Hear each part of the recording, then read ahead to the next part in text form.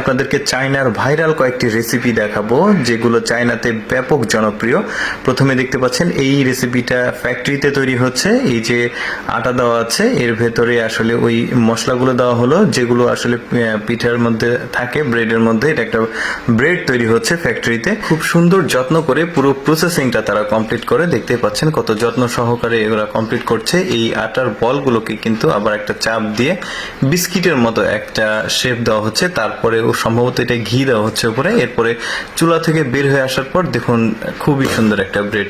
এরপর যেটা দেখাবো এরপরে যেটা তৈরি করা হবে এটাও একটা খুবই সুন্দর ব্রেড। একদম পুরো ফ্যাক্টরিতেই তৈরি করা হচ্ছে আর কি ব্রেডগুলো। বিভিন্ন প্রসেসিং এ কিন্তু আটাগুলো মিক্সিং করা হচ্ছে। এই মিক্সিং আটাগুলো কিন্তু আবার ওই যে ছোট ছোট খণ্ড আকারে আবার একদিকে ফ্যাক্টরির ভিতরে চলে যাচ্ছে।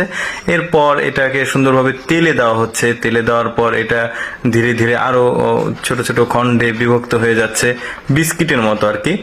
এরপর এটা কিন্তু রুটির মতো ছোট ছোট গোল হয়ে যাচ্ছে। এইটাই মূলত ডেলিভারি করা হবে সারা দেশে, তাদের দেশে। তারপরে এটা যখন কাস্টমার হাতে পাবে এটাকে কিনে তারা রুটি আকারে এভাবে করতে পারবে। ভেতরটা দেখুন খুবই সুন্দর আমার লেগেছে, কিন্তু এটা খুবই জনপ্রিয় একটা খাবার চায়নাতে।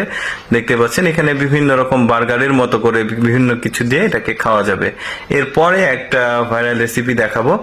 এই রেসিপিটা আসলে আমি নাম ঠিকই জানি না, বাট কি হতে পারে সেটা আপনারা আর কি ধারণা করে জানাতে পারেন আমাকে যদি জানেন।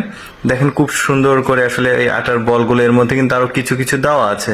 তারপরে এর ভেতরে খুব সম্ভবত এটা ঘি হবে, কারণ তেলের কালার তো এরকম না। তারপরে এটাকে তেল দেওয়া হয়েছে, ঘি দেওয়া হয়েছে, তারপরে এটাকে ভাজা হচ্ছে। দেখতে পাচ্ছেন খুব সুন্দর লাগছে। ভেতরে কিন্তু মশলা আছে এই যে গোল গোলের ভেতরে। এই যে হয়ে গেল খুব সুন্দর। এই তিনটা রেসিপি খুবই ভাইরাল।